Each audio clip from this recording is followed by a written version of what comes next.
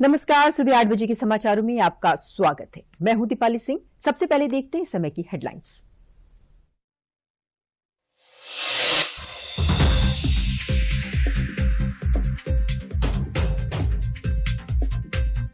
साझा हितों के आधार पर मिलकर काम करेंगे दोनों देश, मुलाकात का बेसब्री से इंतजार। मुख्यमंत्री योगी आदित्यनाथ ने गोरखपुर के बटहट स्थित पीपरी में बन रहे प्रदेश के पहले आयुष विश्वविद्यालय के निर्माण कार्यों का निरीक्षण किया। 22 जून तक काम पूरा करने के दिए निर्देश। 2014 में सत्ता में आने के बाद से मोदी सरकार ने सफलतापूर्वक 11 वर्ष किए पूरे। मोदी सरकार ने देश के युवाओं को सशक्त बनाने पर ध्यान किया केंद्रित।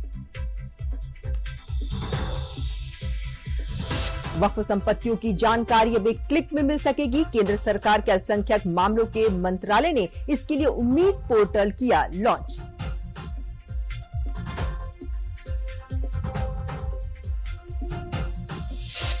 और ईद उल अजहा पर पूरे देश भर में अदा की गई सुबह की नमाज। दिल्ली, उत्तर प्रदेश समेत कई राज्यों में शांति व्यवस्था और ट्रैफिक बहाली के लिए किए गए विशेष इंतजाम। राष्ट्रपति ने कहा कि बलिदान, विश्वास और मानवीय मूल्यों का प्रतीक है ये त्योहार। और अब समाचारों को विस्तार से देखते हैं। कनाडा की ओर से भारत को G7 शिखर सम्मेलन का आधिकारिक निमंत्रण मिला है। प्रधानमंत्री नरेंद्र मोदी ने खुद इस बात की जानकारी दी है। सोशल मीडिया प्लेटफॉर्म एक्स पर पीएम ने बताया कि कनाडा के प्रधानमंत्री मार्क जे कार्नी से फोन पर बातचीत करके खुशी हुई। हाल ही में चुनाव में उनकी जीत पर उन्हें बधाई दी और G7 शिखर सम्मेलन के लिए निमंत्रण देने पर आभार जताया।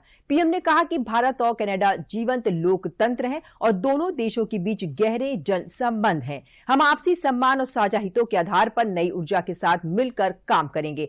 सम्मेलन में मुलाकात का बेसब्री से इंतजार है। शिखर सम्मेलन कनाडा के अल्बर्टा प्रांत के कनानेसिस में 15 से 17 जून के बीच होगा। G7 दुनिया की 7 सबसे बड़ी विकसित अर्थव्यवस्थाओं का समूह है। भारत इसका सदस्य नहीं है, लेकिन उसे अतिथि देश के रूप में आमंत्रित किया जाता है। G7 में Canada, France, Germany, Italy, Japan, Britain और अमेरिका जैसे देश शामिल हैं। भारत का आमंत्रित करना समूह के लिए भारत की बढ़ती वैश्विक भूमिका को भी दर्शाता है। गोरखपुर के बटहट स्थित पिपरी में बन रहे प्रदेश के पहले आयुष विश्वविद्यालय के निर्माण कार्य का मुख्यमंत्री योगी आदित्यनाथ ने निरीक्षण किया। 30 जून को राष्ट्रपति द्रौपदी मुर्मू के संभावित लोकार्पण कार्यक्रम को देखते हुए उन्होंने निर्माण में देरी पर लोक निर्माण विभाग और कार्यदायी संस्था पर नाराजगी जताई। सीएम ने निर्देश दिए हैं कि मैन पावर बढ़ाकर युद्ध स्तर पर कार्य पूरा किया जाए। इसके लगातार मॉनिटरिंग के लिए टीम तैनात की जाए। बैठक में उन्होंने स्पष्ट कहा कि 22 जून तक सभी कार्य हर हाल में पूरे कर लिए जाएं ताकि राष्ट्रपति के हाथों लोकार्पण कार्यक्रम सफलतापूर्वक संपन्न हो सके।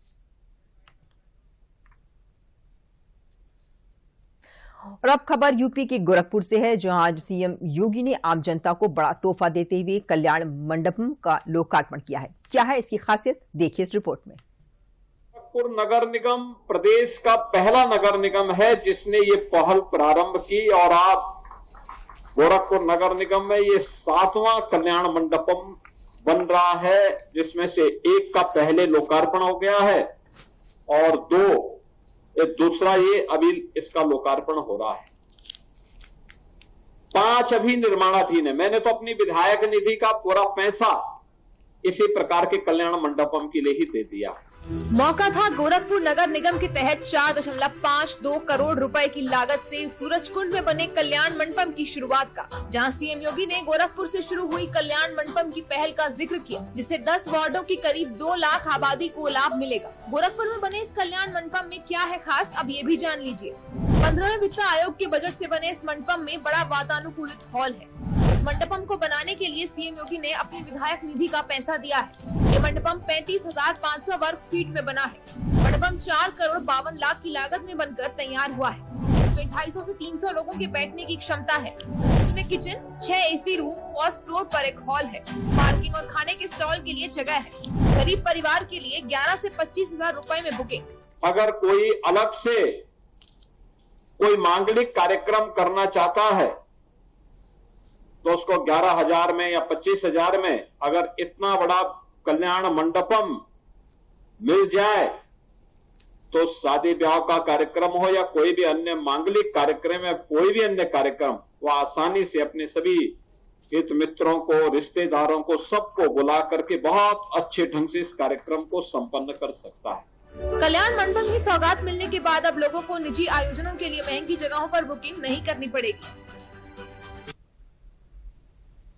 गाजीपुर में सामाजिक न्याय एवं अधिकारिता मंत्रालय भारत सरकार द्वारा आयोजित राष्ट्रीय वयोश्री योजना के अंतर्गत केंद्रीय राज्य मंत्री बीएल वर्मा ने 498 दिव्यांगों को सहायक उपकरण वितरित किए। कार्यक्रम में केंद्रीय मंत्री बीएल वर्मा ने बताया कि वर्ष 2016 में प्रधानमंत्री नरेंद्र मोदी ने शारीरिक रूप से सक्षम व्यक्तियों को दिव्यांग नाम देकर सम्मानित किया। 1868 हमारे ऐसे लाभार्थी चयनित किया गया था, उनमें से सबको हम सहायक देने का काम कर रहे हैं। और अगर कह सकते हैं माननीय प्रधानमंत्री मोदी जी हमेशा माननीय वरिष्ठ नागरिकों को अपना सम्मान देते हैं। उन्होंने आयुष्मान कार्ड की योजना चलती थी, लेकिन अब 70 वर्ष से ज्यादा आयु वालों के लिए जोड़ने का काम किया है। हमारे मंत्रालय के द्वारा चाहे वृद्धाश्रम हो या अन्य तरह से कैसे हम इन बुजुर्गों का, इन वरिष्ठ नागरिकों का सम्मान बढ़ाए रखें, इसके लिए चिंता माननीय प्रधानमंत्री के नेतृत्व में हमारा मंत्रालय भी लगातार कर रहा है। और जहाँ तक दिव्यांगजनों का सवाल है, तब मैं कहूँगा इस एल्को के द्वारा जो कार्यक्रम किया है, वही एल्को हमारा दिव्यांगजन का भी सहायक देने का काम करता है। तो आज 18,000 से भी ज्यादा कैंप लगाकर 32 लाख लोगों के लिए उन्हें सहायक देने का काम किया है। केंद्र सरकार का दावा है कि उम्मीद पोर्टल से वक्फ संपत्तियों में पारदर्शिता आएगी और मुनाफे का सही इस्तेमाल होगा। वहीं मुस्लिम पर्सनल लॉ बोर्ड इसे धार्मिक हस्तक्षेप मानते हुए सुप्रीम कोर्ट में चुनौती देने की तैयारी में है। देखिए ये रिपोर्ट। ये कोई मामूली कदम नहीं है, ये करोड़ों जिंदगी को फायदा पहुंचाने के लिए, उनके उम्मीदों को पूरा करने के लिए बहुत बड़ा कदम है। केंद्र सरकार ने वक्फ प्रॉपर्टी को बेहतर तरीके से मैनेज करने और उसका रिकॉर्ड रखने के लिए शुक्रवार यानी 6 जून 2025 को उम्मीद पोर्टल की शुरुआत की। सरकार के मुताबिक उम्मीद पोर्टल का मकसद वक्फ संपत्तियों के बेहतर प्रबंधन और पारदर्शिता को बढ़ावा देना है। अल्पसंख्यक मामलों के मंत्री किरण रिजिजू ने इस पोर्टल को लॉन्च किया। उम्मीद का पूरा नाम यूनिफाइड वक्फ मैनेजमेंट, एम्पावरमेंट, एफिशिएंसी और डेवलपमेंट है। ये एक सेंट्रल पोर्टल होगा जिस पर देश भर में मौजूद वक्फ संपत्तियों का रजिस्ट्रेशन कराया जाएगा। इसके साथ ही सभी वक्फ प्रॉपर्टीज को 6 महीने के अंदर रजिस्ट्रेशन कराना होगा। मोबाइल और ईमेल आईडी के जरिए इसका वेरिफिकेशन किया जाएगा। हर एक वक्फ को 17 डिजिट की यूनिक आईडी दी जाएगी। रजिस्ट्रेशन के लिए 3 लेयर बनाई गई हैं, मेकर, चेकर और अप्रूवर। मेकर वक्फ प्रॉपर्टी का मुतवल्ली होगा, जिसे राज्य या केंद्र शासित प्रदेश का वक्फ बोर्ड तय करेगा। चेकर जिला स्तर के अधिकारी होंगे, जिसे वक्फ बोर्ड अधिकृत करेगा। अप्रूवर प्रॉपर्टी का वेरिफिकेशन सीईओ या बोर्ड द्वारा अधिकृत अधिकारी अप्रूव करेंगे। डिजिटल तरीके से सारे वक्फ प्रॉपर्टीज का मैनेजमेंट किस तरीके से करना है, जिसके चलते कोई दुरुपयोग ना कर सके, कोई उसको छुपा ना रख सके, ना इसको किसी तरीके से गुमराह कर सके। पूरे तरीके से ट्रांसपेरेंट तरीके से ये काम करेगा। बता दें कि पिछले संसद सत्र में 1995 के वक्फ कानून में बदलाव करते हुए इसका नाम उम्मीद कानून कर दिया गया है। ये नया कानून 8 अप्रैल 2025 से लागू हुआ है। ये उम्मीद किया गया है जब all India Muslim personal law board सरकार के इस कदम को सुप्रीम कोर्ट में चुनौती देने का ऐलान कर चुका है। ऑपरेशन सिंदूर को आज 1 महीना पूरा हो गया है। 22 अप्रैल को पहलगाम आतंकी हमले के जवाब में हमारे सशस्त्र बलों ने 6 मई से 7 मई की रात 1:05 से लेकर 1:25 के बीच ऑपरेशन सिंदूर चलाया और पाकिस्तान और पीओके में मौजूद आतंकवादियों के 9 लॉन्च पैड ध्वस्त कर दिए। जम्मू कश्मीर के पहलगाम में 22 अप्रैल को हुए आतंकी हमले के बाद भारतीय सैनिकों ने पाकिस्तान में आतंकी ठिकानों पर जोरदार एयर स्ट्राइक की। इस कार्रवाई को भारतीय सुरक्षा बलों ने ऑपरेशन सिंदूर का नाम दिया। इसके बाद सिंदूर शब्द को लेकर दुनिया भर में चर्चा होने लगी। इस लाल रंग के सिंदूर का सनातन हिंदू धर्म में बहुत खास महत्व होता है। सिंदूर का पौधा एक खास पत्तेदार पौधा होता है जो धार्मिक और सांस्कृतिक महत्व तो रखता ही है, इसे शुभता और शक्ति का प्रतीक भी माना जाता है। ये पौधा पर्यावरण के लिए भी फायदेमंद होता है और अक्सर मंदिरों और घरों में इसे लगाया जाता है। सिंदूर एक शक्ति का प्रतीक है जो हिंदू परंपरा में विवाहित महिलाएं अपने माथे पर लगाती हैं। सिंदूर विवाह समारोह के समय लगाया जाता है और फिर उसके बाद हर दिन विवाहित महिलाएं इसे लगाती हैं। सिंदूर महिलाओं के 16 श्रृंगारों में से एक है। दरअसल इन आतंकियों को सिंदूर की ताकत क्या है पता नहीं था। आतंकवादियों ने पहलगाम में विवाहित महिलाओं के पतियों को मारकर उनका सिंदूर उजाड़ा था। इसीलिए इन आतंकियों को जड़ से खत्म करने के लिए भारतीय सैनिकों ने इस ऑपरेशन का नाम सिंदूर दिया। विश्व पर्यावरण दिवस पर प्रधानमंत्री नरेंद्र मोदी ने दिल्ली में अपने आवास पर सिंदूर का पौधा लगाया। ये सिंदूर का पौधा पीएम को पिछले दिनों गुजरात दौरे के दौरान भेंट किया गया था। 1971 के युद्ध में साहस और पराक्रम की अद्भुत मिसाल पेश करने वाली कच्छ की वीरांगना माताओं बहनों ने पीएम को इसे भेंट किया था। असल में सिंदूर का पौधा एक खास किस्म का पेड़ होता है जिसे अंग्रेजी में कुमकुम ट्री या कमील ट्री कहा जाता है। इसका बोटानिकल नाम बिक्सा ओरेना है और इसे संस्कृत में सिंदूरी के नाम से भी जाना जाता है। सिंदूर का पेड़ मूलतः दक्षिण अमेरिकी पौधा है। हालांकि अब ये भारत, म्यांमार, फिलीपीन समेत कई उष्णकटिबंधीय देशों में उगता है। इसे आम बोलचाल भाषा में सिंदूरी, लाट दुर्गा या अन्नाटो भी कहा जाता है। इसमें लाल कलर के फल उगते हैं जिसका इस्तेमाल कर पाउडर और लिक्विड फॉर्म में सिंदूर या लिपस्टिक तैयार की जाती है। इसके फूल गुलाबी या बैंगनी रंग के होते हैं। फल हरी कैप्सूल फली जैसी होती है जो पकने पर भूरी या लाल हो जाती है। अमेरिका में इसको अन्नाटो कहते हैं। अन्नाटो ट्री के बीजों की बाहरी परत से एक प्रकार का लाल नारंगी रंग निकाला जाता है जिसका इस्तेमाल महिलाओं के सौंदर्य प्रसाधनों, खाद्य पदार्थों को कलर करने और औषधियों में किया जाता है। और अब नरेंद्र मोदी सरकार के 11 साल पूरे होने पर देखते हैं उससे जुड़ी कुछ खास खबरें।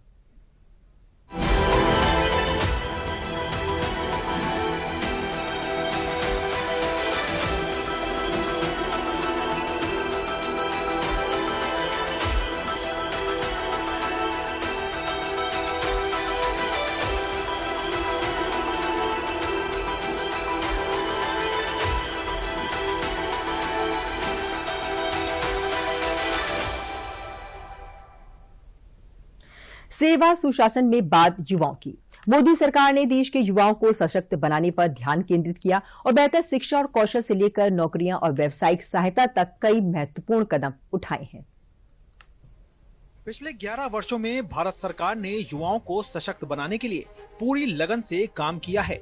सरकार ये सुनिश्चित कर रही है कि युवाओं को गुणवत्तापूर्ण शिक्षा, आधुनिक कौशल, अच्छी नौकरियां और सफल उद्यमी बनने के लिए सहयोग मिले। पिछले एक दशक में भारत ने स्कूलों से लेकर विश्वविद्यालयों तक अपनी शिक्षा प्रणाली को मजबूत करने में तेज प्रगति की है। राष्ट्रीय शिक्षा नीति 2020। राष्ट्रीय शिक्षा नीति 2020 स्कूली शिक्षा के साथ साथ तकनीकी शिक्षा सहित उच्च शिक्षा में विभिन्न सुधार कर रही है। सरकार के प्रयासों से उच्च शिक्षा संस्थानों की संख्या में उल्लेखनीय 13.8% की वृद्धि देखी गई है, जो कि 2014-15 में 51,534 से बढ़कर मई 2025 तक 70,683 हो गई है। 2014 में 16 भारतीय प्रौद्योगिकी संस्थान थे, जबकि मई 2025 तक कुल संख्या 23 हो गई है। 2014 में 13 भारतीय प्रबंधन संस्थान, मई 2025 तक ये संख्या बढ़कर 21 हो गई है। 2014 से एम्स संस्थानों की संख्या 7 से बढ़कर 23 हो गई है, जो प्रभावी रूप से 3 गुना हो गई है। इसके अतिरिक्त मेडिकल कॉलेजों की संख्या 387 से बढ़कर 2045 हो गई है, जो 2024 तक 1.9 लाख से अधिक मेडिकल सीटें प्रदान करते हैं। PM school for rising India योजना के तहत 14,500 स्कूलों को अपग्रेड किया जाएगा। कौशल विकास, भविष्य की नौकरियों के लिए तैयारी। भारत दुनिया की सबसे युवा आबादी वाले देशों में से एक है। इसका अधिकतम लाभ उठाने के लिए युवाओं को उद्योग की जरूरतों के अनुरूप कौशल में प्रशिक्षित किया जा रहा है। पीएम कौशल विकास योजना के तहत 2015 से 1.63 करोड़ से अधिक युवाओं को विविध कौशल क्षेत्रों में प्रशिक्षित किया गया। कौशल विकास और उद्यमिता पर राष्ट्रीय नीति 2015 से कौशल भारत मिशन शुरू किया गया है। रोजगार पर जोर। नौकरियां पैदा करना और रोजगार के अवसरों का विस्तार करना सरकार की सर्वोच्च प्राथमिकता रही है। भर्ती, उद्योग विकास और निर्यात में केंद्रित प्रयासों ने सभी क्षेत्रों में औपचारिक नौकरियां पैदा करने में मदद की है। 22 अक्टूबर 2022 को प्रधानमंत्री द्वारा शुरू किया गया रोजगार मेला देश भर में रोजगार सृजन को बढ़ावा देने की दिशा में एक महत्वपूर्ण कदम है। अब तक 15 राष्ट्रीय स्तरीय रोजगार मेले आयोजित किए जा चुके हैं, जिसके माध्यम से लगभग 10 लाख नियुक्ति पत्र वितरित किए गए हैं, जिससे सरकारी नौकरियां मिली हैं और देश भर में रोजगार के अवसरों को बढ़ावा मिला है। 2017 से 8.59 करोड़ नए ग्राहकों ईपीएफओ में शामिल हुए हैं। अप्रैल 2020 से 18 से 28 वर्ष की आयु के 3.45 करोड़ से अधिक युवा जुड़े हैं, जो युवा श्रमिकों के बीच रोजगार में वृद्धि का संकेत देता है। स्टार्टअप इंडिया कार्यक्रम ने 1.6 लाख से अधिक मान्यता प्राप्त स्टार्टअप का समर्थन किया है, जिससे 17.6 लाख से अधिक नौकरियां पैदा हुई हैं। खेल से युवा शक्ति की सशक्तिकरण। सरकार ने देश भर में खेलों को बढ़ावा देने और युवा प्रतिभाओं का समर्थन करने के लिए बड़े कदम उठाए हैं। बेहतर शिक्षा, सुविधाओं और वित्तीय सहायता के साथ साथ भारत एक मजबूत खेल राष्ट्र बन रहा है। जमीनी स्तर की प्रतिभाओं को निखारने के लिए खेलो इंडिया अभियान के तहत 1048 केंद्र खोले गए। खेलो इंडिया के तहत 3000 एथलीटों को प्रति वर्ष 6.28 लाख रुपए की वित्तीय सहायता दी गई। टोक्यो ओलंपिक 2021 और पेरिस ओलंपिक 2024 के साथ ही पेरिस पैरालंपिक 2024 और राष्ट्रमंडल खेल 2022 में भारत का प्रदर्शन सुधरा है। पिछले 10 सालों में भारत की खेल दुनिया ने जबरदस्त बदलाव देखा गया है। आज खिलाड़ियों को वर्ल्ड क्लास कोचिंग, बेहतर और मजबूत सपोर्ट सिस्टम मिल रहा है। अग्निपथ और नए सिरे से शुरू किए गए राष्ट्रीय युवा महोत्सव जैसे कार्यक्रम युवा भारतीयों के लिए सेवा करने, नेतृत्व करने और भविष्य को आकार देने के लिए अग्निपथ योजना के तहत फरवरी 2025 तक 1.5 लाख अग्निवीरों को नामांकित किया गया है। पिछले 11 सालों में भारत अपनी युवा आबादी को एक मजबूत और विकसित राष्ट्र के लिए प्रेरक शक्ति में बदल रहा है। समाचारों का सिलसिला आगे भी जारी रहेगा। पहले लेते हैं ये विराम।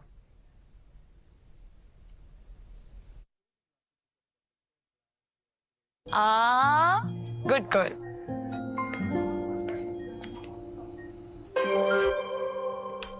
आगे सैलरी अब नहीं झुमके ना, पहले बचत, पहले झुमके। सुनो, हर महीने थोड़ा बचाओ और थोड़ा निवेश करो और कुछ इमरजेंसी के लिए भी बचाओ ताकि रहो टेंशन फ्री। लेकिन झुमकों का क्या? जाते हो कि लगाओ इंजेक्शन। आरबीआई कहता है वित्तीय समझदारी समृद्ध नारी। आपके बाद समाचारों में आपका फिर से स्वागत है। हरदोई में मुख्यमंत्री युवा उद्यमी विकास योजना के तहत विशेष अभियान शुरू किया गया है। एक सप्ताह तक सभी विकासखंड और नगरीय निकाय मुख्यालयों में कैंप लगाए जाएंगे। इसमें 18 से 40 वर्ष के युवाओं को ब्याज मुक्त ऋण के लिए आवेदन कराया जाएगा। जिला प्रशासन का लक्ष्य 2700 लाभार्थियों को लोन देना है और प्रदेश में प्रथम स्थान पाना है। जिलाधिकारी ने कम से कम 3000 आवेदन लेने के निर्देश दिए हैं। 8वीं पास युवा औद्योगिक, सेवा या व्यापारिक क्षेत्र में स्वरोजगार के लिए आवेदन कर सकते हैं। गरीबी रेखा से नीचे के युवाओं को प्रशिक्षण निःशुल्क दिया जाएगा। मुख्यमंत्री युवा उद्यमी योजना, इसमें जनपद हरदोई को वित्तीय वर्ष 2025-26 में 2700 युवा उद्यमियों को लोन वितरित करने का लक्ष्य मिला है, जिसमें से लगभग अभी हमारे यहाँ 300 से अधिक युवा उद्यमियों को ये लोन वितरित किया गया है। इस महत्वाकांक्षी योजना को और आगे बढ़ाने के लिए जनपद हरदोई में हमने सभी 19 ब्लॉकों में और 13 निकायों में एक विशेष कैंपेन शिविर लगाया है, जिसमें हमारे जितने भी युवा भाई बंधु हैं, बहनें हैं, जो कि इस योजना का लाभ उठाना चाह रही है, वो आए और अपना फॉर्म भर सकते हैं। कुछ शर्तें हैं इस योजना के लिए। सबसे पहले जो उम्र है वो 21 से 40 वर्ष होनी चाहिए। एजुकेशनल क्वालिफिकेशन 8th पास होना चाहिए। अगर वो लोन के लिए अप्लाई कर रहे हैं तो या तो वो मैन्युफैक्चरिंग सेक्टर यानी उत्पाद के लिए अप्लाई कर सकते हैं या सर्विसेज सेक्टर के लिए अप्लाई कर सकते हैं। ट्रेडिंग के लिए अलाउड नहीं है। अगर कोई ट्रेनिंग नहीं है पूर्व में तो कोई समस्या नहीं है, उसकी ट्रेनिंग भी हम लोग आयोजित करेंगे। हमारे जितने भी गरीबी रेखा के नीचे के हमारे युवा उद्यमी भाई बहन हैं, उनके लिए फ्री रहेगा और अबव पॉवर्टी लाइन के लिए बहुत ही नॉमिनल फी पे ये ट्रेनिंग कराई जाएगी। राष्ट्रीय ग्रामीण आजीविका मिशन के तहत फतेहपुर की ग्रामीण महिलाएं स्वयं सहायता समूह से जुड़कर आर्थिक रूप से सशक्त हो रही हैं। उपायुक्त स्वरोजगार मुकेश कुमार ने बताया कि जिले के 13 ब्लॉकों में 6 फूड प्रोसेसिंग यूनिट संचालित है, जिनका संचालन पूरी तरह से समूह की महिलाओं द्वारा किया जा रहा है। ये महिलाएं बीसी सखी, आजीविका सखी जैसे रोजगार परक कार्यों में भी जुटी हुई हैं।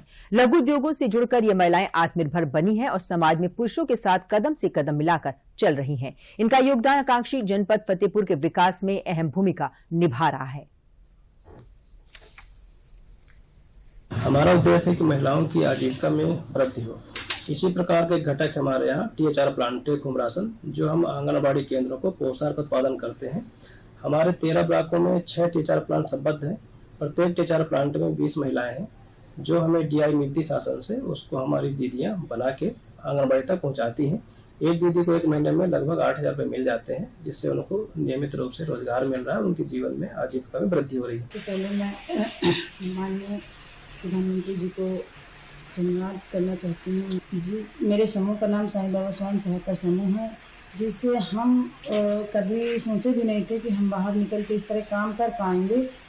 एक समूह के माध्यम से एक उनकी जैसी मंशा थी कि ना शिक्षित होकर भी महिलाएं निकल कर जो हम कर पा रही हैं, कभी सोचा भी नहीं था, लेकिन उनकी एक सोच को साकार हुई है। सारी महिलाएं निकल कर समूह से आज आगे बढ़ रही हैं। सरकार ने संस्था को हमें चलाने का मौका दिया है, तब से हम हमारे जीवन में और हमारी बहनों के जीवन में बहुत ही सुधार आई है। जो हमें सैलरी मिलती है उससे हमारे परिवार की आर्थिक स्थिति अच्छी हो रही है। हम अपने बच्चों को पढ़ा पा रहे हैं और परिवार के कार्यों में सहयोग कर रहे हैं। जब से ये हमारा संस्कार पूर्ण लघु उद्योग THR प्लांट लगा हुआ है, इसमें पंजीरी का काम होता है, जिसमें जो 10 महिलाएं होती हैं वो पोषण तैयार करके आंगनबाड़ियों तक पहुँचाने का काम होता है। प्रधानमंत्री नरेंद्र मोदी के नेतृत्व में चल रहे टीबी मुक्त भारत अभियान के तहत सुल्तानपुर में क्षय रोग नियंत्रण को लेकर उल्लेखनीय प्रगति हुई है। जिले में जांच के लिए अत्याधुनिक लैब और एक्सरे कक्ष स्थापित किए गए हैं। चिन्हित मरीजों को 6 माह से 2 वर्ष तक निःशुल्क दवाएं भी दी जा रही हैं। 1226 मरीजों को निश्चय पोषण योजना के तहत हर माह 12,26,000 रुपए DBT के जरिए दिए जा रहे हैं। जिला क्षय रोग अधिकारी डॉक्टर राकेश कन्नौजिया ने बताया कि 90% नागरिक अब टीबी मुक्त हैं। मरीज मोहम्मद अख्तर, रघुनाथ निषाद और लक्ष्मी ने योजना से लाभ मिलने और निःशुल्क इलाज के लिए PM मोदी व स्वास्थ्य कर्मियों का आभार जताया। जी का संकल्प है कि 2025 तक टीबी मुक्त बनाना है, जिसके संबंध में उन्होंने बहुत ज्यादा जो है कार्य किया है। और उन्हीं के प्रधानमंत्री जी का ये बहुत अच्छा संकल्प है कि 2025 तक टीबी मुक्त बनाना है, जिसके संबंध में उन्होंने बहुत ज्यादा जो है कार्य किया है। और उन्हीं के मोटिवेशन से हम लोग भी कर रहे हैं कार्य, और काफी हद तक सफलता इसमें प्राप्त भी हुआ है। और ये भी कोशिश कर रहे हैं जल्द से जल्द टीबी मुक्त हो भारत हमारा, और उनके अनुसार लिस्ट को प्राप्त कर सकें। अब बहुत कायदे से प्यार से बात करते हैं, दवाइयाँ देते हैं, निःशुल्क दवाइयाँ देते हैं। हमारा जो है टीबी का इलाज चल रहा था, यहाँ से रिफर किया गया था इलाहाबाद, फिर यहाँ आए। मेरे को जो है दवा, मैं लगभग 24 महीना दवा खाया जो है। इस समय मेरा जो है कंडीशन एकदम ठीक ठाक है, खाना पीना खा रहे हैं, इस समय कोई दिक्कत नहीं है हमारे लिए। मैंने जांच करवाई तो इसमें MDR निकला, टीबी निकला, तो फिर वहाँ से मेरी दवा स्टार्ट हुई। पहले बहुत ज़्यादा कंडीशन खराब थी, अब बहुत ज़्यादा सही हो गई है और मेरे खाते में पैसे भी आते हैं। आज देश भर में ईद उल अजहा का त्यौहार मनाया जा रहा है। आज सुबह दिल्ली के जामा मस्जिद में नमाज अदा की गई। इस दौरान मस्जिद के बाहर लोगों के पहुंचने पर सुरक्षा कड़ी कर दी गई है। इस अवसर पर राष्ट्रपति द्रौपदी मुर्मू ने देशवासियों को शुभकामनाएं देते हुए कहा कि बलिदान, विश्वास और मानवीय मूल्यों का ये त्यौहार प्रतीक है। दिल्ली, उत्तर प्रदेश समेत कई राज्यों में ईद उल अजहा पर शांति व्यवस्था और ट्रैफिक बहाली एवं सुरक्षा व्यवस्था के पुख्ता इंतजाम किए गए हैं। संवेदनशील इलाकों में खासतौर पर नजर रखी जा रही है। सूरत में पुलिस ने समारोह से पहले पैदल गश्त की। बाराबंकी का बड़ा गांव आम की खेती में नई पहचान बन गया है। यहाँ की अनूठी किस्में और किसानों की मेहनत इसे आम उत्पादन का उभरता हुआ केंद्र बना रही है, जिससे मलिहाबाद को अब कड़ी चुनौती मिल रही है। देखिए हमारी खास रिपोर्ट। आम की खेती के लिए देश भर में प्रसिद्ध रहा है, लेकिन अब लखनऊ से सटे बाराबंकी जिले में मसौली थाना क्षेत्र का बड़ा गांव भी आम की खेती में एक नई पहचान बना रहा है। मसौली ब्लॉक क्षेत्र का ये गांव सैकड़ों किस्मों के आम के पेड़ों का घर है। यहाँ की विविधता और गुणवत्ता मलिहाबाद जैसी प्रसिद्ध जगहों को भी चुनौती दे रही है। बड़ा गांव के आम किस लिए खास हैं, आइए आपको वो भी बताते हैं। बड़ा गांव के आम पीढ़ियों पुराने हैं। गांव के बुजुर्गों ने वर्षों पहले विभिन्न प्रजातियों के आम देश से अलग अलग हिस्सों में मंगवाकर यहाँ रोपित किए थे। बाराबंकी में दशहरी, चौसा, लंगड़ा और फजली के साथ साथ कई आधुनिक किस्मों की भी सफल खेती की जा रही है। यहाँ केसर, किशनभोग, गुलाब खास, वनराज और टामी जैसी विशेष वैरायटीज की भी अच्छी खपत है। इसके साथ ही आम्रपाली, हुस्नारा, रत्ना और अनमोल जैसी नई प्रजातियों ने भी किसानों की आमदनी बढ़ाई है। स्थानीय व्यापारियों का कहना है कि मलिहाबाद दशहरी आम के लिए प्रसिद्ध है, लेकिन बड़ा गांव की खासियत इसकी अनूठी वैरायटीज है। हमारे यहाँ जो किस्में हैं वो पूरे हिंदुस्तान में कहीं और नहीं मिलेंगी। तो मेंटेन किए हैं जो आम यहाँ पे हमारे वहाँ का वैरायटी का आम होता है, जो वो कहीं नहीं मिलेगा। पूरे हिंदुस्तान का, पूरी दुनिया में जाता है, डिमांड है।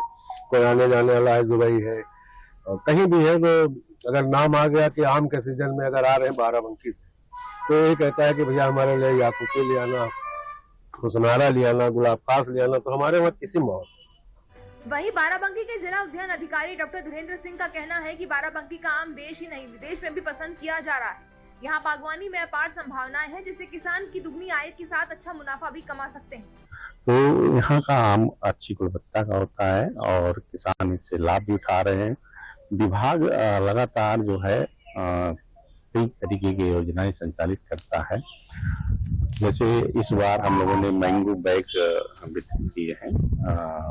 मैंगो बैग लगाने से उसका साइज और कलर, उसका टेस्ट दोनों में अंतर आता है, ताकि किसान उसको जान सके कि इसको लगाने से क्या फायदा होता है। यहाँ की जलवायु और उपजाऊ मिट्टी आम की विभिन्न किस्मों के लिए बेहद अनुकूल मानी जा रही है। किसानों की मेहनत और नवाचार ने बाराबंकी जिले को आम खेती का नया केंद्र बना दिया है। वहीं गांव के बुजुर्गों की दूरदर्शिता और मेहनत ने आज इसे देश भर में विशिष्ट बना दिया है। प्रयागराज में IGRS शिकायतों में लापरवाही बरतने पर 16 लेखपालों पर कड़ी कार्रवाई हुई है। प्रशासन का साफ कहना है कि जनहित से खिलवाड़ बर्दाश्त नहीं होगा। देखिए ये रिपोर्ट। प्रयागराज में जन शिकायत निवारण प्रणाली IGRS के मामलों में लापरवाही बरतने पर बड़ी कार्रवाई हुई है। मुख्य राजस्व अधिकारी ने सभी तहसीलों के 16 लेखपालों को तत्काल प्रभाव से सस्पेंड कर दिया है। SDM की रिपोर्ट के आधार पर यह फैसला लिया गया। इन सभी लेखपालों को बार बार नोटिस दिया गया था और चेतावनी भी दी गई थी। इसके बाद भी इन लेखपालों की कार्यशैली में सुधार नहीं आया था, जिसके बाद ये कार्रवाई की गई है। फूलपुर से हंडिया तक किस तहसील से किस लेखपाल को सस्पेंड किया गया, आइए आपको वो भी बताते हैं। सदर तहसील से कैलाश किशोर और राकेश कुमार पाल को निलंबित किया गया है। हंडिया से सेन मुज्जमा उस्मानी और गिरिजा शंकर को निलंबित किया गया है। फूलपुर से मसूद अहमद और वीरेंद्र कुमार को निलंबित किया गया है। सुराव तहसील से सत्येंद्र भोतिया और अनुराग कुमार को निलंबित किया गया है। करछना से इकराम उल्ला और बैजनाथ तिवारी को कार्रवाई का सामना करना पड़ा है। 12 तहसील से मोहम्मद आरिफ और ज्योत्सना सिंह, मेजा से रामाशंकर और सूर्य प्रकाश निलंबित हुए हैं। कुराव से शिव कुमार वैश्य और अतुल तिवारी को भी निलंबित किया गया है। 24 अन्य लेखपालों पर जांच जारी है। नहीं, देखिए, जो लगातार IGRS और जन शिकायतों के लिए हम लोग जनमिलन में बैठते हैं, तो उसमें ये देखा जा रहा था कि बहुत सारे जो राजस्व कर्मी है वो हिला हवाली करते हैं। तो इसीलिए सभी तहसीलों में जो ऐसे लेखपाल थे जो कि काम नहीं कर रहे थे, उनको चिन्हित करके कार्रवाई की गई है। और बाकी विभाग के भी जो अधिकारी है, सबके लिए मैंने कहा है कि अगर काम नहीं करेंगे तो निश्चित रूप से कार्रवाई हम लोग करेंगे। प्रयागराज में 16 लेखपालों के निलंबन के बाद अब प्रशासन पूरी तरह सख्त हो गया है। जन शिकायतों के प्रति लापरवाही अब किसी भी सूरत में बर्दाश्त नहीं की जाएगी। जिलाधिकारी ने साफ कर दिया है कि जो भी कर्मचारी काम में लापरवाही करेगा, उसके खिलाफ सख्त कार्यवाही की जाएगी। 24 अन्य लेखपालों पर भी जांच जारी है और जल्द ही अगली सूची भी आ सकती है।